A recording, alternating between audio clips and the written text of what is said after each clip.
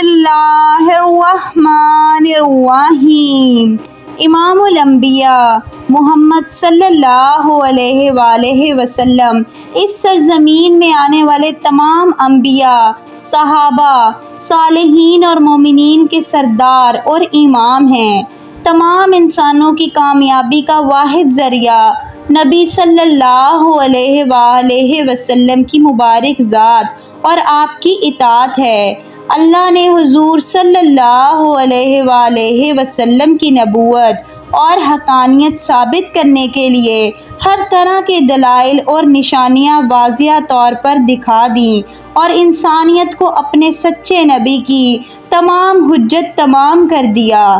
آپ صلی اللہ علیہ وآلہ وسلم کے نبوت ملنے اور وحی آنے کے قبل ہی اللہ تبارک و تعالیٰ نے ایسے واقعات نمودار کیے جو آپ کے ایک سچے نبی ہونے کی دلیل تھی اور ایک ذی عقل شخص کے لیے واضح نشانی تھی۔ ان نشانیوں اور معجزات میں نبی کی پیدائش کے وقت ہونے والے غیر معمولی واقعات ہیں جو اس وقت موجود لوگوں نے اپنی آنکھوں سے دیکھا اور آپ کی نبوت کے گواہ ثابت ہوئے۔ جس رات اللہ کے حبیب محمد صلی اللہ علیہ وآلہ وسلم اس دنیا میں تشریف لائے، اس رات مکہ اور عرب کے لوگوں نے بہت سے عجائب اور مافوق الفطری چیزیں دیکھیں۔ یہ باتیں نہ صرف اسلامی تاریخ بلکہ فارس کے زرتشتوں کی تاریخ میں بھی لکھی ہے جو عرب کے پڑوس میں آباد تھے۔ عام الفیل والے سال عرب میں ایک روشن سورج طلوع ہونے والا تھا جس کی بشارت نبیوں نے سینکڑوں سال پہلے دے دی تھی اور بہت سے لوگوں نے پیشن گوئی بھی کر دی تھی۔ عرب میں اس سال ایسے واقعات ہونے لگے جو اس بات کی نشاندہی تھی کہ ایک نبی مبعوث ہونے والے ہیں۔ اس سال زمین سرسبز ہو گئی، فصلوں میں اضافہ ہو گیا، درخت پھلوں سے بھر کر جھولنے لگے، بارش خوب ہوئی، گویا یہ خوشحالی کا سال تھا۔ قریش نے ایسا موسم کبھی نہ دیکھا تھا۔ ایک روایت میں آپ صلی اللہ علیہ وآلہ وسلم نے فرمایا کہ میں اپنے باپ ابراہیم کی دعا اور عیسیٰ ابن مریم کی بشارت ہوں۔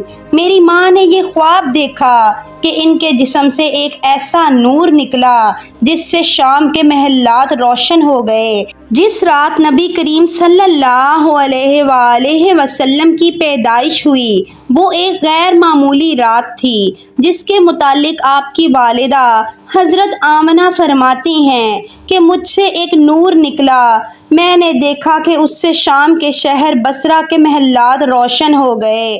میں نے چند ایسی دراز قد عورتوں کو دیکھا جیسے وہ عبد مناف کی بیٹیاں ہوں۔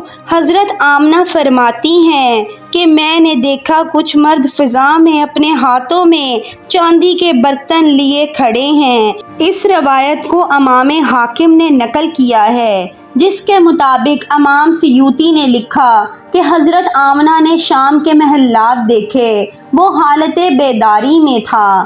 حضرت عثمان کی والدہ بیان کرتی ہیں کہ میں اس رات حضرت آمنہ کے پاس تھی جس رات نبی صلی اللہ علیہ وآلہ وسلم کی ولادت ہوئی۔ میں گھر میں ہر طرف روشن اور نور محسوس کرتی تھی اور یہ کہ ستارے قریب سے قریب تر ہو رہے تھے، یہاں تک کہ مجھے گمان ہوا کہ کچھ مجھ پر گر پڑیں گے، اور زمین نے خانہ کعبہ کو دیکھا کہ وہ نور سے منور ہو گیا تھا۔ علامہ ابن جوزی نے لکھا ہے کہ جب حضور صلی اللہ علیہ وآلہ وسلم کی ولادت ہوئی تو فرشتوں نے آہستہ اور اونچی آواز سے اعلان کیا، حضرت جبرائیل علیہ السلام بشارت لائے، اور عرش خوشی سے جھوم اٹھا۔ حوریں اپنے محلات سے نکل آئیں اور عطر نچھاور کرنے لگیں۔ رضوان کو حکم دیا گیا کہ فردوس اعلیٰ راستہ کرو، نیز حضرت آمنہ کے گھر میں عدن سے پرندے بھیج دو جو اپنی چوں چوں کے ذریعے موتی بکھیریں۔ حضرت آمنہ کے ارد گرد فرشتے کھڑے ہو گئے اور انہوں نے پر خوب پھیلائے، نیز تسبیح و تحلیل کرنے لگے۔ فرشتے اس کثرت سے اترے کہ تمام بحر و بر اور نشیب و فراز بھر گئے۔ علماء و محدثین نے لکھا کہ آپ صلی اللہ علیہ وآلہ وسلم جیسے ہی اس دنیا میں تشریف لائے، خانہ کعبہ میں کھڑے وہ بت جس کی قریش مکہ عبادت کیا کرتے تھے، یعنی لات، عزیٰ اور ہبل، تمام بت منہ کے بل گر پڑے۔ جبکہ کچھ محدثین نے لکھا اس رات دنیا کے تمام بت اوندھے منہ الٹ گئے۔ شب ولادت کسریٰ یعنی ایران کے بادشاہ کے محل میں زلزلہ آ گیا، اس کے 14 کنگرے گر پڑے، بحر نبریہ خشک ہو گیا اور فارس کا آتش کدہ جو 1000 سالوں سے جل رہا تھا اس کی آگ بجھ گئی۔ یہ وہ واقعات تھے جو ایک نبی کے آنے کی خبر دے رہی تھی۔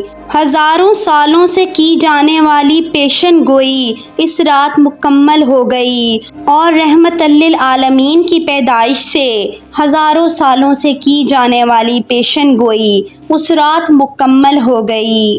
یہ وہ معجزات تھے جو ہمارے پیارے نبی صلی اللہ علیہ وآلہ وسلم کی آمد پر ظاہر ہوئے۔ اگر یہ ویڈیو پسند آئی ہے تو ویڈیو کو لائک کریں اور ہمارے چینل کو سبسکرائب کریں۔ جزاک اللہ۔